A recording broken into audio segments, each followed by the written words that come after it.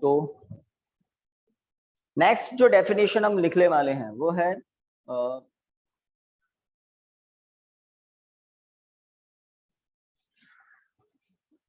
समस्थानिक।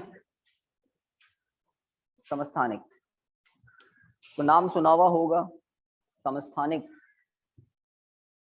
समभारिक, समन्यूट्रॉनिक, दर्पण नाभिक और फिर समावयवी। समावयवी तो 5 परिभाषाएं लिखेंगे। समस्थानिक क्या होते हैं? तो आप लोग केमिस्ट्री में आवर्त सारणी देखते हैं, पीरियोडिक टेबल, आवर्त सारणी, उसमें अलग अलग तत्वों का अलग अलग परमाणु क्रमांक होता है और अलग अलग तत्वों का अलग अलग परमाणु द्रव्यमान भी होता है, द्रव्यमान संख्या जिसको कहते हैं, है ना। तो वह सभी नाभिक जिनका Z क्या हो, समान हो, लेकिन उनकी द्रव्यमान संख्या A भिन्न भिन्न हो, वह सभी क्या होते हैं? समस्थानिक। स्थान समान, आवर्त सारणी में स्थान कौन डिसाइड करता है? Z। Z मतलब नाभिक के भीतर न्यूट्रॉनों की संख्या, न्यूट्रॉनों या प्रोटॉनों, प्रोटॉनों, नाभिक के भीतर प्रोटॉनों की संख्या। तो लिखिए परिभाषा, लिखिए, वे सभी तत्व, वे सभी तत्व जिनके नाभिक में, वे सभी तत्व जिनके नाभिक में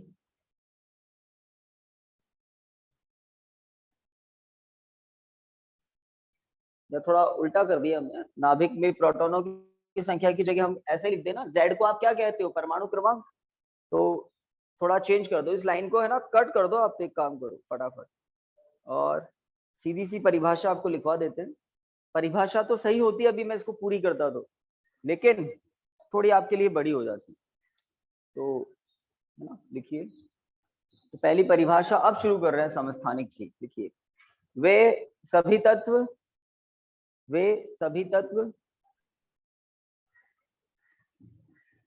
जिनका परमाणु क्रमांक, जिनका परमाणु क्रमांक तो समान हो, जिनका परमाणु क्रमांक तो समान हो, किंतु द्रव्यमान संख्या, ब्रैकेट में कैपिटल ए, किंतु द्रव्यमान संख्या, ब्रैकेट में कैपिटल ए, कैपिटल ए, भिन्न हो, भिन्न हो, कॉमा, बच्चे बड़े लेट तक आ रहे हैं, भिन्न हो, कॉमा, समस्थानिक कहलाते हैं, समस्थानिक कहलाते हैं। ओके, तो समस्थानिक को हमने समझा, हमने परिभाषित किया। समझा कैसे? वह सभी तत्व मतलब वह सभी परमाणु जिनके Z समान हो और A समान नहीं हो, एक दूसरे के क्या होते हैं? समस्थानिक।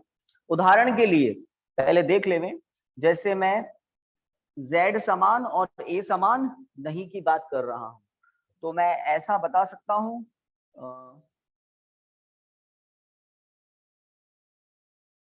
Z समान और A समान नहीं, तो 6C12 6C13 जो पाया जाता है उसकी बात कर रहा हूं।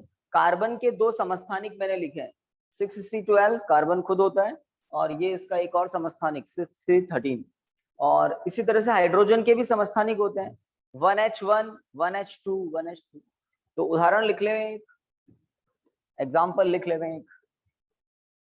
उदाहरण एग्जाम्पल 6C12, 6C13, इसमें 6 क्या है? Z परमाणु क्रमांक, और ये जो ऊपर लिखा हुआ है ये द्रव्यमान संख्या है, द्रव्यमान संख्या है। ओके, एक और बात आपको बता देता हूं, किसी भी तत्व को अगर मैं X से लिखूं तो Z और A क्या होते हैं? Z होता है परमाणु क्रमांक, A होती है द्रव्यमान संख्या और X क्या है? तत्व का प्रतीक चिन्ह, जैसे हाइड्रोजन के लिए H, कार्बन के लिए C, है ना, नाइट्रोजन के लिए N। तो X होता है प्रतीक चिन्ह, यहां मैं लिख देता हूं, आप कॉपी के टॉप पर लिख सकते हैं, प्रतीक चिन्ह, सिंबल जिसको कहते हैं। A को हम कहते हैं द्रव्यमान संख्या, द्रव्यमान संख्या, और Z को हम कहते हैं परमाणु क्रमांक। यस, परमाणु क्रमांक। तो ये 3 नाम बताए मैंने आपको। X प्रतीक चिन्ह, A द्रव्यमान संख्या और Z है परमाणु क्रमांक। और एक और बात बता देता हूं, A माइनस Z बराबर क्या होता है? NN। NN मतलब न्यूट्रॉनों की संख्या। भाई कैसे?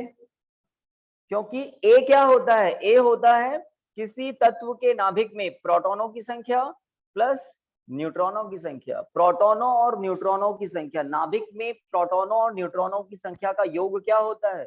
A द्रव्यमान संख्या। तो प्रोटॉनों प्लस न्यूट्रॉनों की संख्या में से Z को हटा दें, Z मतलब केवल प्रोटॉनों की संख्या, तो बचेगी क्या? है ना? तो आपको पता होना चाहिए A क्या होता है? प्रोटॉनों तथा न्यूट्रॉनों की संख्या। Z क्या होता है? केवल प्रोटॉनों की संख्या। तो A माइनस Z क्या होगा? न्यूट्रॉनों की संख्या, है ना? A to Z। देखो फर्स्ट अल्फाबेट लास्ट अल्फाबेट। तो एक तो ये मैंने आपको बताया, और एक ये जानकारी और बता दी आपको कि A माइनस Z क्या होता है? किसी तत्व के नाभिक में उपस्थित न्यूट्रॉनों की संख्या। इस सूत्र के आधार पर हाइड्रोजन के नाभिक में कितने न्यूट्रॉन हैं?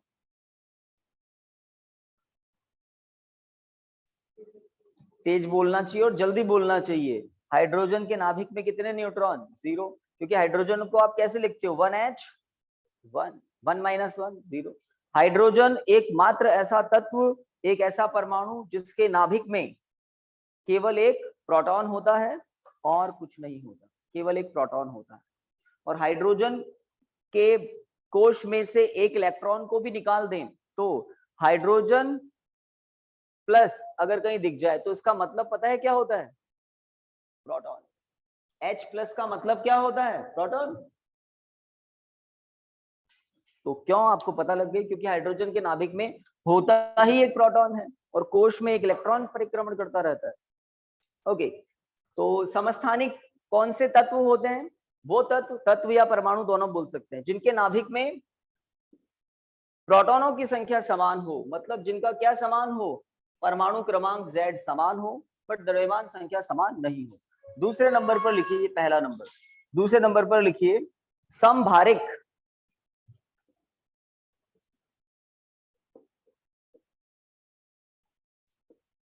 समभारिक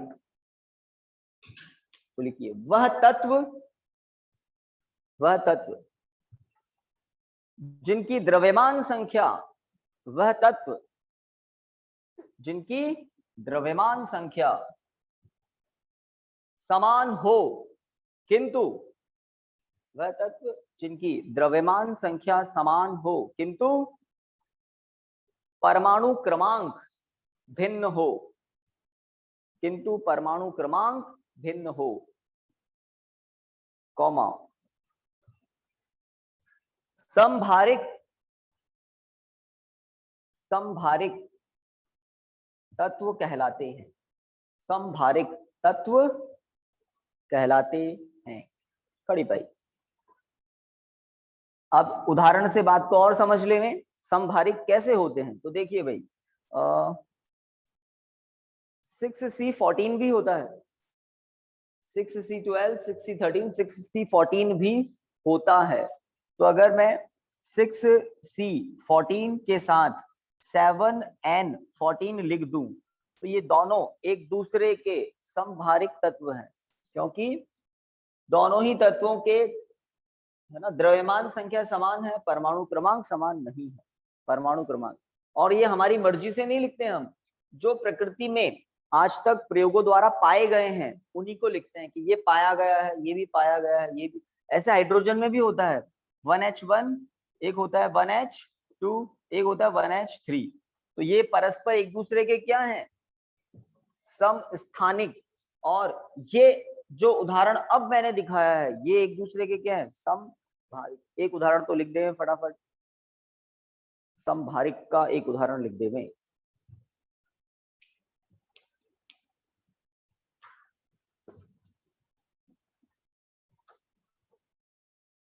लिख दिया। तीसरे नंबर पर लिखिए सम न्यूट्रॉनिक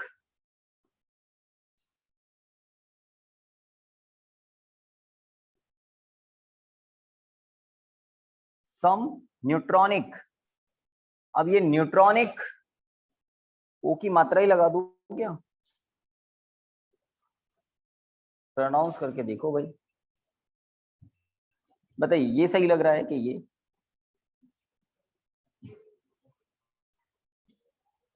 सम न्यूट्रॉनिक, इसमें लिखिए, इसमें लिखिए वह तत्व, देखो ये तो नाम से ही समझ में आ रहा है, वह तत्व जिनके नाभिक में क्या समान हो, न्यूट्रॉनों की संख्या समान।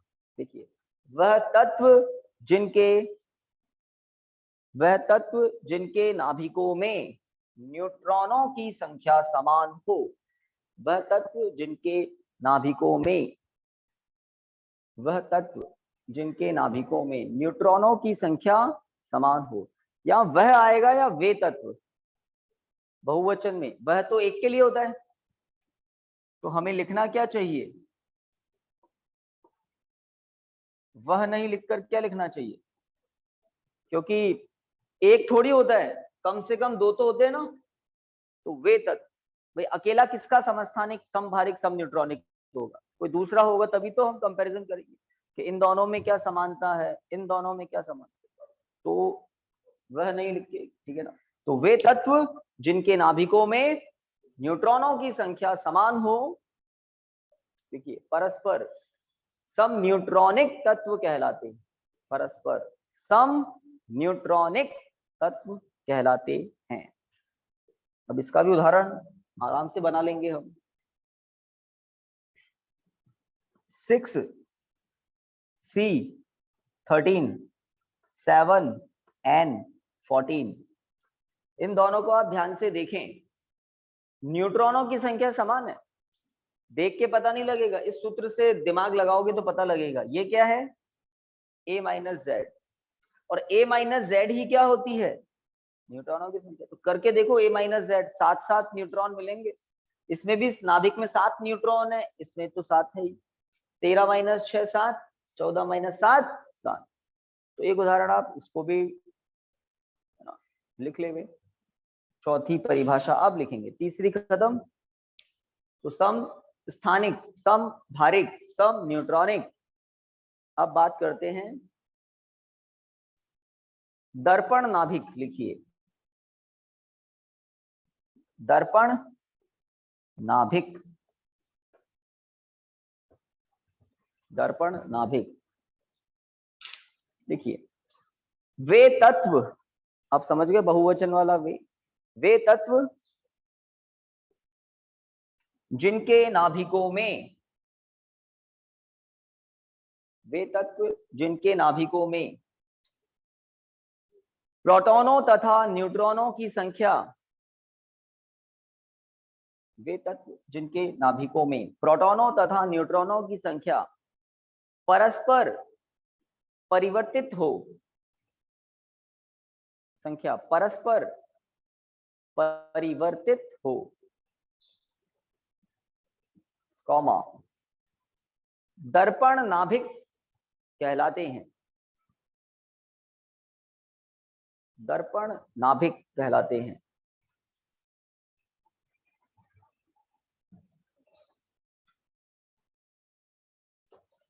अब दर्पण नाभिक का उदाहरण, ये जो आपका तीसरे और चौथे नंबर के तत्व है ना, बताओ क्या है।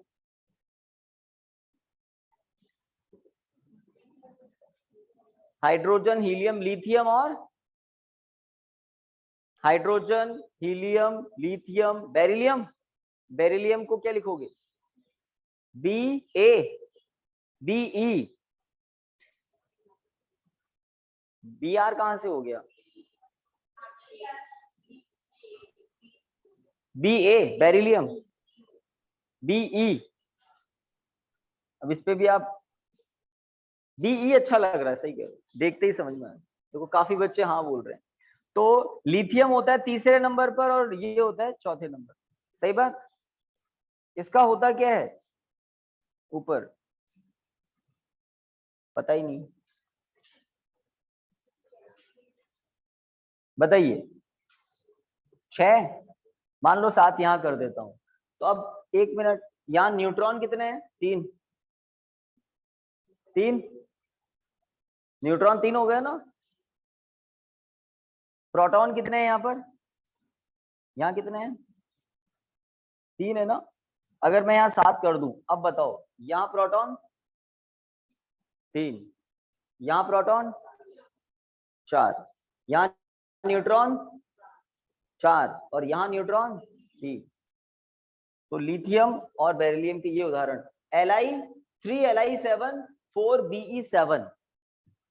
अब ध्यान रखें, 1 मिनट, परस्पर परिवर्तित होती है। इसका मतलब एक तत्व में प्रोटॉन की संख्या दूसरे तत्व में न्यूट्रॉन की संख्या के बराबर है कि नहीं है? पहले तत्व में प्रोटॉन कितने हैं? 3 है। तो दूसरे तत्व में न्यूट्रॉन कितने हैं? 3 है। A-Z करोगे तो न्यूट्रॉन मिलेगा ना, बराबर है। इसमें प्रोटॉन 3 है, इसमें न्यूट्रॉन 3 है। इसमें न्यूट्रॉन 4 है, इसमें प्रोटॉन 4 है। तो परस्पर, इसको बोलते हैं दर्पण नाभिक, दर्पण नाभिक, है ना। तो उदाहरण के लिए 3Li7 4Be7, hydrogen, helium, lithium, beryllium. तो लिथियम और बेरिलियम, Li और Be, बिल्कुल सही है। 3Li7, 4Be7। तो ये है उदाहरण किसके? परस्पर दर्पण नाभिकों के। इनके नाभिक कैसे हैं? दर्पण नाभिक। इन दोनों तत्वों के नाभिक एक दूसरे के दर्पण नाभिक है। पांचवा और अंतिम लिखिए, समावयवी, सम अवयवी या समावयवी।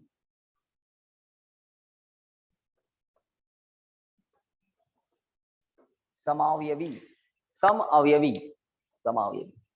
बताओ इसके बारे में किसी को पता हो?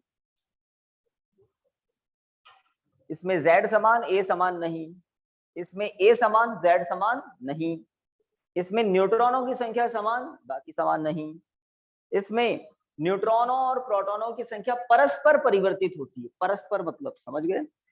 अब बताओ कुछ बचा क्या? प्रोटॉनों की संख्या समान होती है, तो प्रोटॉनों की संख्या समान होती है तो क्या होता है? समस्थानिक। Z ही तो प्रोटॉनों की संख्या होती है। कुछ बचा ही नहीं, तो कुछ बचा ही नहीं, तो फिर कुछ नहीं बचा है ना, टेंशन मत लो, एक्स्ट्रा हमारा दिमाग नहीं लगावे। लिखिए, वे तत्व जिनके परमाणु क्रमांक तथा द्रव्यमान संख्या दोनों समान होती है। वे तत्व जिनके परमाणु क्रमांक व द्रव्यमान संख्या दोनों समान होती है, किंतु इनके रेडियो एक्टिव गुण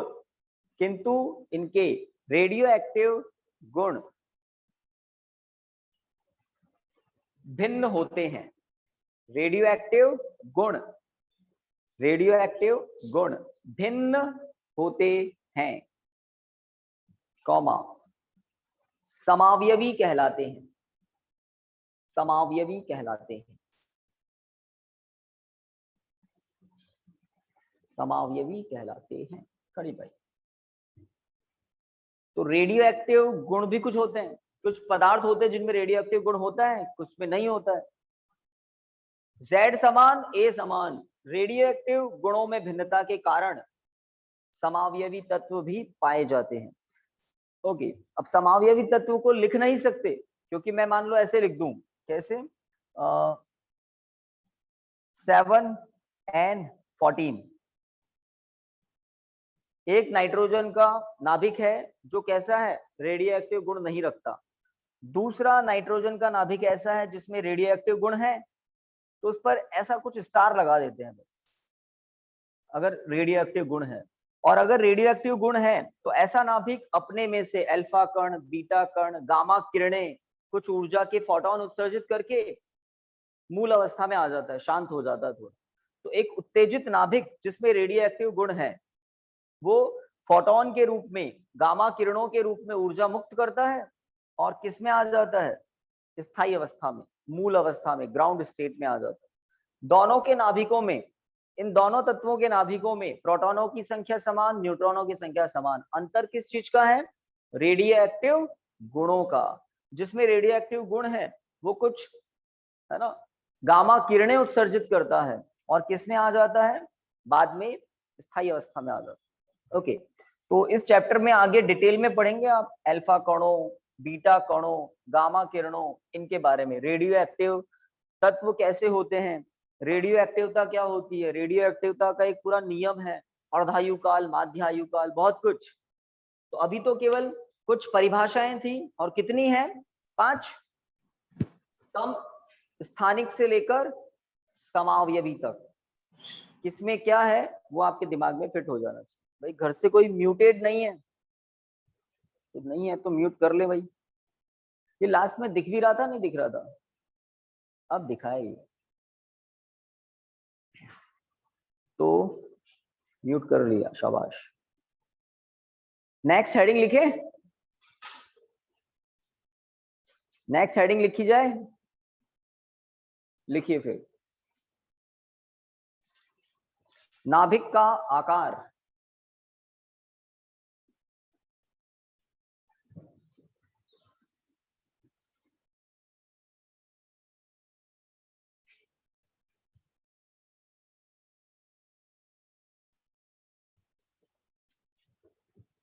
नाभिक का आकार, और इसके अंदर लिखिए, इसमें आप नाभिक के आकार से संबंध होता है उसकी त्रिज्या का, या नाभिक की त्रिज्या भी लिख सकते हैं। इसके अंदर लिखिए, नाभिक का आकार से सीधा सीधा संबंध होता है कि नाभिक की त्रिज्या का सूत्र क्या होता है, किस कोटि की होती है, वो पता लगेगा। तो लिखिए, प्रयोगों द्वारा यह ज्ञात होता है कि, प्रयोगों द्वारा यह ज्ञात होता है कि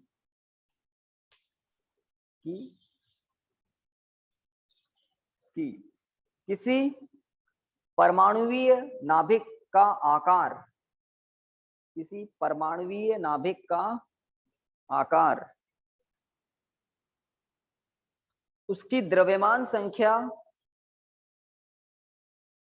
उसकी द्रव्यमान संख्या के घनमूल, उसकी द्रव्यमान संख्या के घनमूल के समानुपाती होता है,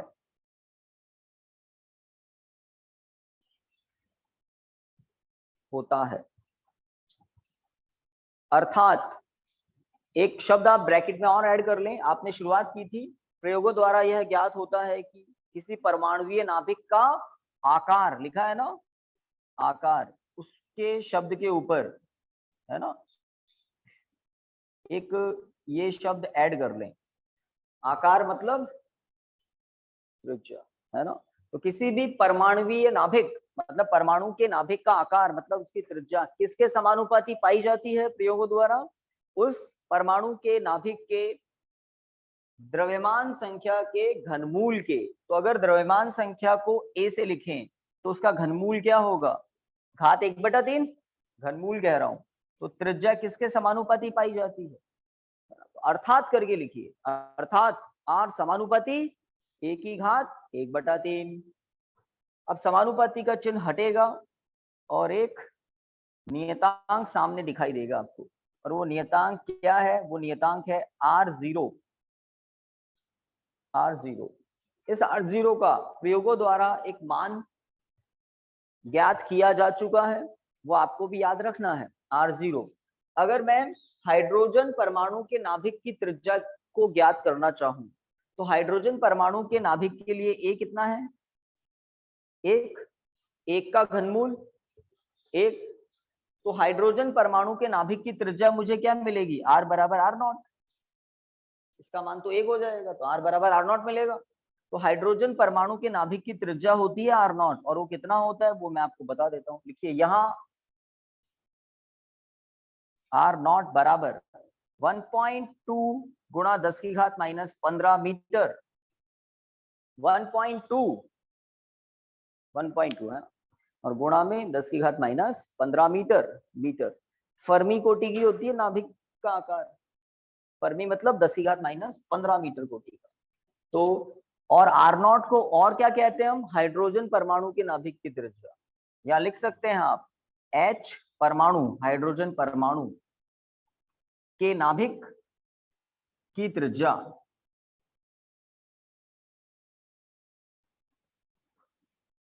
के नाभिक की त्रिज्या। H परमाणु के नाभिक की त्रिज्या ही है ये। जैसे आपसे 1 नंबर का प्रश्न ही पूछ ले, हाइड्रोजन परमाणु के नाभिक की त्रिज्या का मान लिखिए, तो ये लिखना पड़ेगा 1.2 गुणा 10⁻⁻15 मीटर। न्यूमेरिकल में ये काम भी आता है। मैं आपसे कह दूं 27 नंबर पे कौन होता है, कोबाल्ट, निकल क्या होता है, कोबाल्ट ही होता है शायद। तो कोबाल्ट जो है CO, उसके परमाणु के नाभिक की त्रिज्या कितनी होगी, कोबाल्ट के नाभिक की त्रिज्या कितनी होगी, कोबाल्ट परमाणु के नाभिक की त्रिज्या कितनी होगी, तो देखिए कितनी होगी, R बराबर R0 1/3, R का मान 1.2 गुणा 10⁻⁻15, A का मान 27, क्योंकि किसकी बात कर ली, कोबाल्ट की बात कर ली, ठीक है। 27 का घनमूल कितना होता है, 3 होता है, 3 × 3 × 3 27 होता है, 27 का घनमूल 3 आ जाएगा 3.6 × 10⁻⁻50। तो जानबूझकर कोबाल्ट क्यों कहा, ताकि आप घनमूल तो फटाफट ज्ञात कर सकें, 27 का घनमूल। तो इस तरह से आपको ऐसे तत्व दिए जा सकते हैं जिसका घनमूल आसानी से हो जाए। जैसे 8वें नंबर पर कौन है, इसमें भी टाइम लगा रहा है, ऑक्सीजन। ऑक्सीजन परमाणु के नाभिक की त्रिज्या भी निकाल सकते हैं, क्योंकि 8 का घनमूल क्या होता है, 2, समझ गए ना। ओके, तो ये सूत्र आपके लिए काम का है, काम का है। आगे बढ़े, देखिए नाभिकीय घनत्व, नाभिकीय घनत्व, नाभिकीय घनत्व। तो आकार के लिए सूत्र पर स्टार लगा दिया मैंने, काम का है। अब घनत्व क्या होता है, किसी भी पिंड का, किसी भी वस्तु का घनत्व क्या होता है, उसका द्रव्यमान बटा उसका आयतन, भाई यही होता है ना। तो नाभिक के लिए भी यही होगा, तो लिखिए, लिखिए परमाणु, परमाणु के नाभिक के द्रव्यमान तथा, परमाणु के नाभिक के द्रव्यमान तथा, द्रव्यमान तथा उसके आयतन का अनुपात, द्रव्यमान तथा उसके आयतन का अनुपात नाभिकीय घनत्व कहलाता है, अनुपात नाभिकीय घनत्व कहलाता है, कहलाता है। खड़ी पाई। तो नाभिकीय घनत्व की परिभाषा तो कोई बहुत बड़ी बात नहीं है, हम सूत्र की भी व्युत्पत्ति करेंगे और हम सिद्ध करेंगे कि नाभिकीय घनत्व कांस्टेंट होता है। किसी भी परमाणु का नाभिक ले लो, किसी भी परमाणु का नाभिक, हर परमाणु के नाभिक का घनत्व एक जैसा होता है, कांस्टेंट होता है। नाभिकीय घनत्व एक नियत राशि होती है। देखते हैं कैसे। तो परिभाषा के अनुसार घनत्व क्या होगा, द्रव्यमान बटा आयतन, लिखिए अर्थात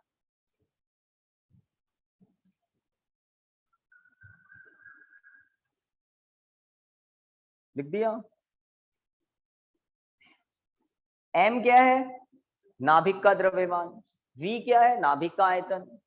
तो देखिए नाभिक के द्रव्यमान को लिखने का एक तरीका होता है, स्मॉल m इंटू ए। ये स्मॉल m क्या है, नाभिक के भीतर प्रोटॉनों तथा न्यूट्रॉनों का द्रव्यमान।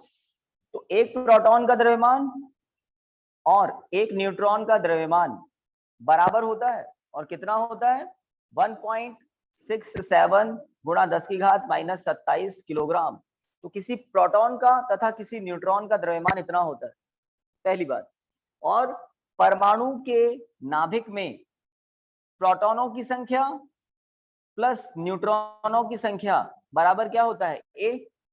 और प्रत्येक प्रोटॉन और प्रत्येक न्यूट्रॉन के द्रव्यमान को मैंने क्या मान लिया, m, ना mp ना mn, क्योंकि बराबर ही होते हैं ना।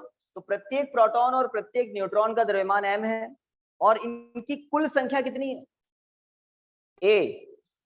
यही तो होती है, प्रोटॉनों तथा न्यूट्रॉनों की कुल संख्या a है।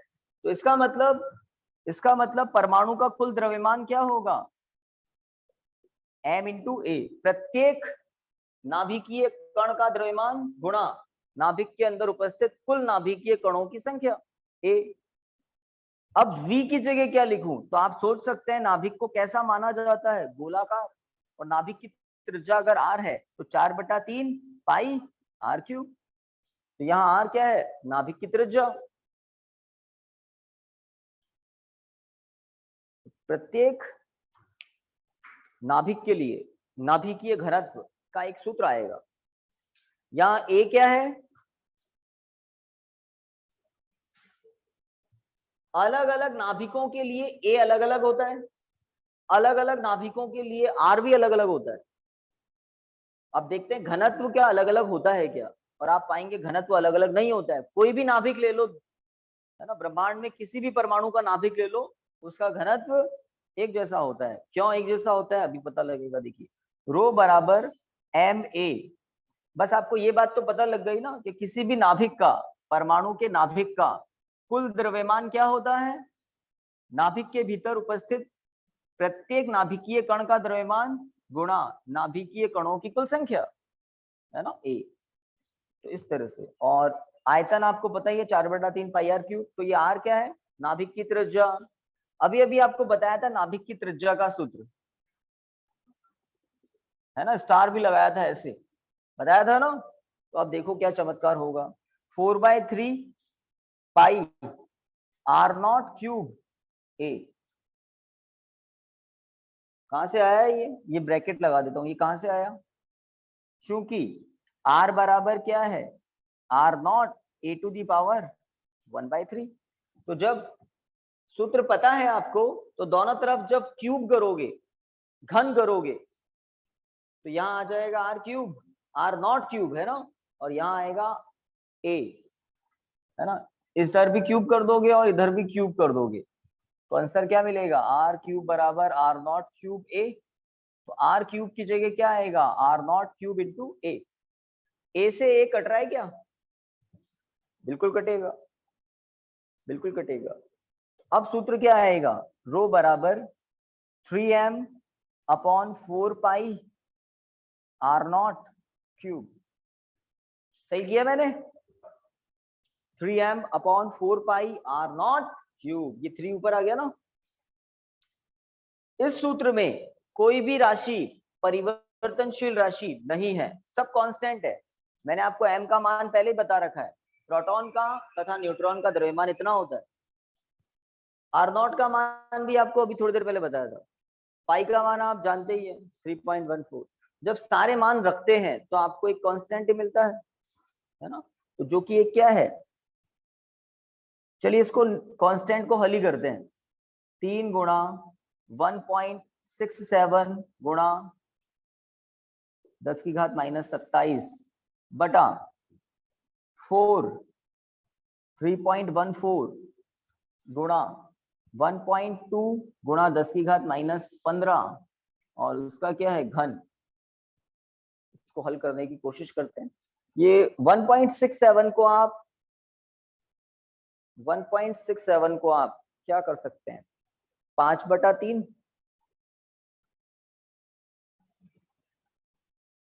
नहीं होता है क्या, 5/3 होता है क्या, 1.67 होता है ना, 1.666 के साथ आ रहता है। तो 1.67 को अगर आप 5/3 लिख देवें, तो इसका मतलब इन दोनों का गुणनफल 5 आ रहा है। देखो सरलीकरण कितना अच्छा हो रहा है, 3 इंटू 1.67 क्या हो जाएगा, लगभग 5, हाँ या ना, हो ही रहा है ना। तो क्योंकि इसका मान इसके बराबर होता है, तो 3 का इससे गुणनफल 1.67 इंटू 3 क्या होगा, 5 के बराबर। ओके, तो ये तो हो जाएगा 5। सरलीकरण करते हैं अब 10 की घात को देखें, 27 है, नीचे से 10 की घात 45 आ रही है माइनस की, 10 की घात -15 का घन है ना, तो 45 ऊपर आकर प्लस हो जाएगा। तो प्लस का 45 और माइनस का 27 कितना बचा, प्लस का 45 माइनस का 27 कितना बचा, प्लस का 18, प्लस का 18, 10 की घात 18 प्लस का अब नीचे क्या बचा वो देखते हैं। 4 इंटू 3.14, इस 3.14 को 22/7 करें क्या? करके देखें, है ना। तो 22/7 का 22 तो नीचे और 7 ऊपर, 7 इंटू 5 35 और 22 इंटू 4 88, 80 होगा। और यहाँ से आ रहा है 1.2 इंटू 1.2 इंटू 1.2, तो किसी ने गुणा किया हो तो बताओ। 1.2 को 1.2 से, फिर जो आया उसको वापस 1.2 से। 1.44 इंटू 1.2 गुणा करके बताओ।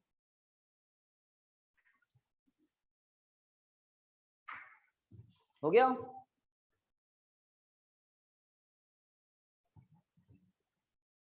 नहीं हुआ?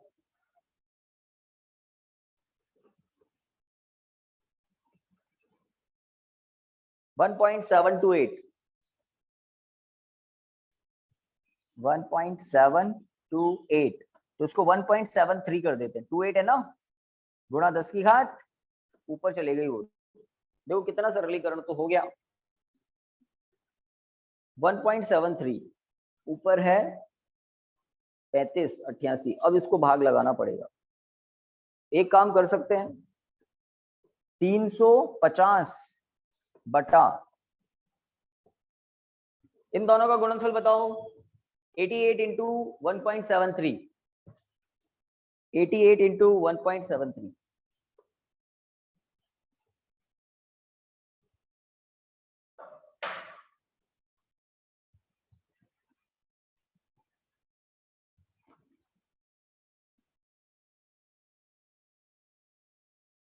हम्म 100 से तो ज्यादा ही है।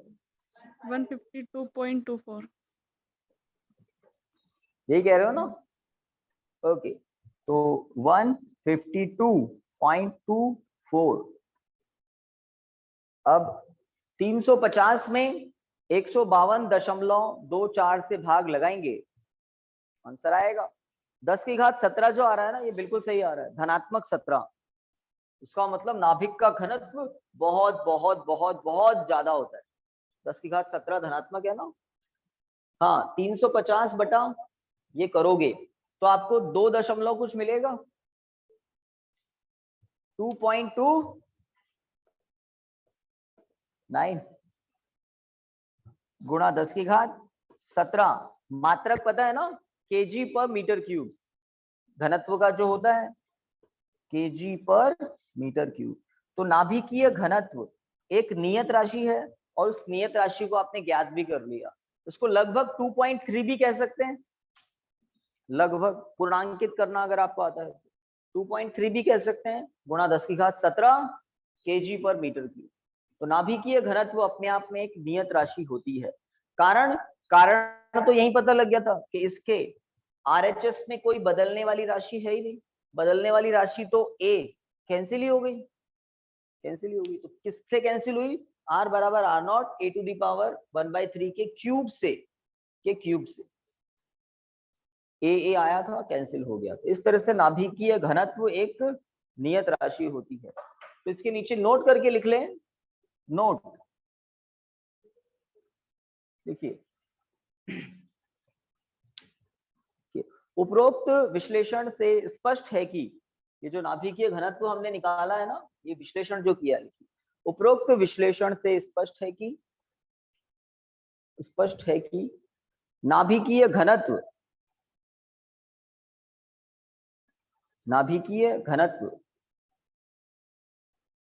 एक नियत राशि है। नाभिकीय घनत्व एक नियत राशि है, नियत राशि है, फुल स्टॉप, खड़ी पाई।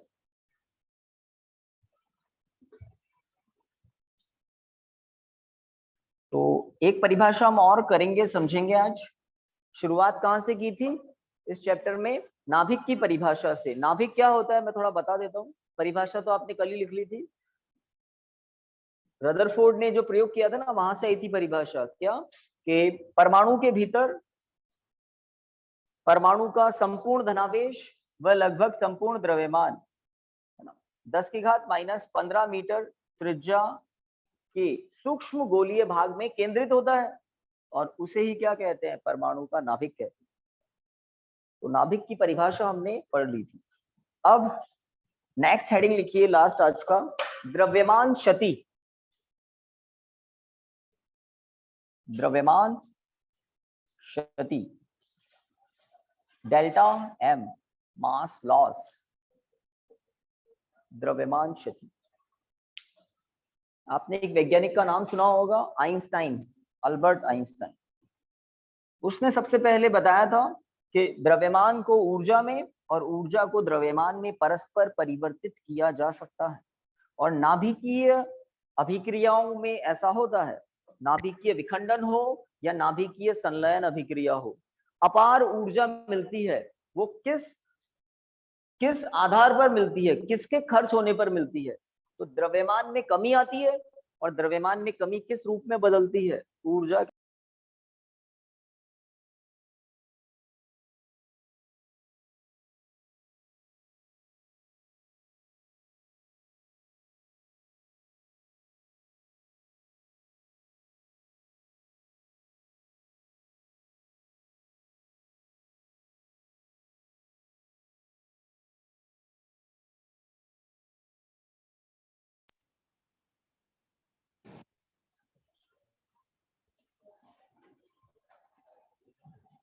चालू तो है ना भाई, घर वालों आवाज तो आ रही है ना?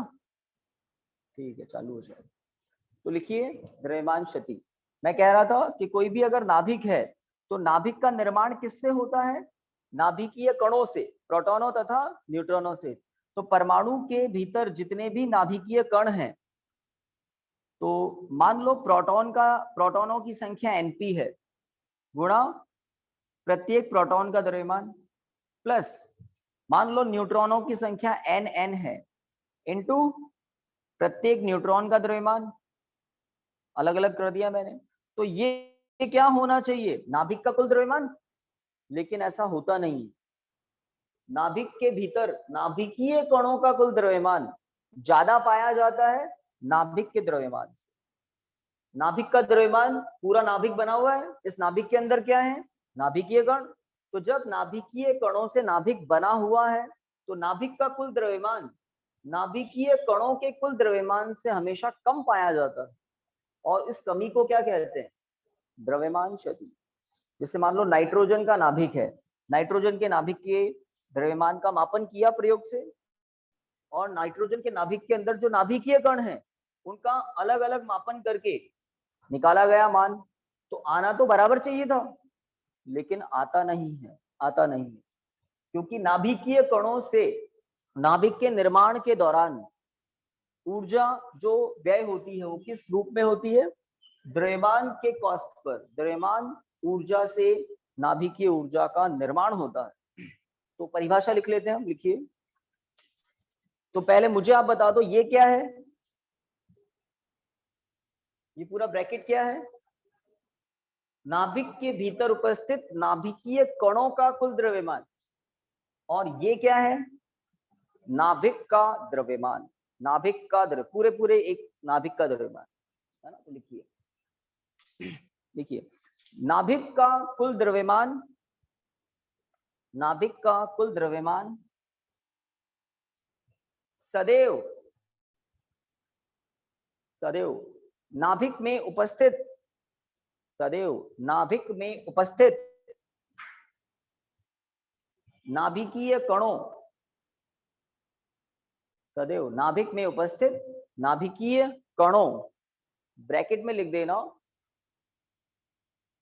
न्यूट्रॉनों व प्रोटॉनों, ब्रैकेट में न्यूट्रॉनों व प्रोटॉनों, ब्रैकेट क्लोज,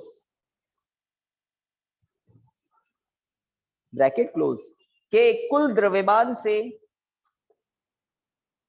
के कुल द्रव्यमान से सदैव कम प्राप्त होता है, के कुल द्रव्यमान से सदैव कम प्राप्त होता है।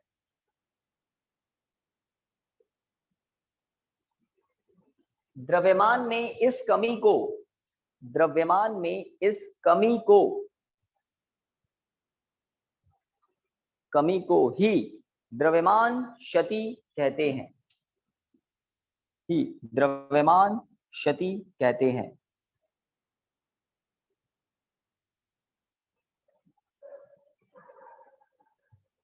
अब द्रव्यमान क्षति का एक सूत्र आपको मैं दिखा रहा हूं,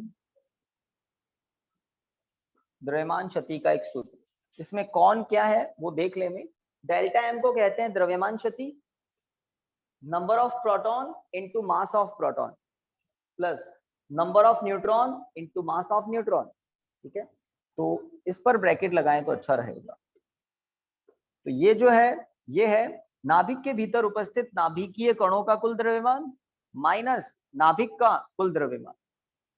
होना तो बराबर चाहिए लेकिन बराबर होता नहीं है, नाभिक का द्रव्यमान हमेशा कुछ कम प्राप्त होता है और इसे कहते हैं द्रव्यमान क्षति, द्रव्यमान क्षति। तो द्रव्यमान क्षति का सूत्र लिख ले। तो आप बता सकते हैं ना कि कोई पूछ ले एनपी क्या है, तो नाभिक में उपस्थित प्रोटॉनों की संख्या एनपी है ना, और एमपी 2 मिनट है ना, क्या है, हाँ एनएन न्यूट्रॉनों की संख्या और एमएम न्यूट्रॉनों का द्रव्यमान, प्रत्येक न्यूट्रॉन का द्रव्यमान। और ये है जब नाभिक का निर्माण हो चुका पूरा का पूरा एक नाभिक है, उस पूरे के पूरे नाभिक का कुल द्रव्यमान हमेशा थोड़ा कम आता है और इसे कहते हैं द्रव्यमान क्षति। ठीक है, अब मुझे बताओ आगामी क्लासों का क्या होगा। आज तक का तो कोई दिक्कत नहीं था, कल 16 तारीख है, 16 से 30 तक क्या होगा,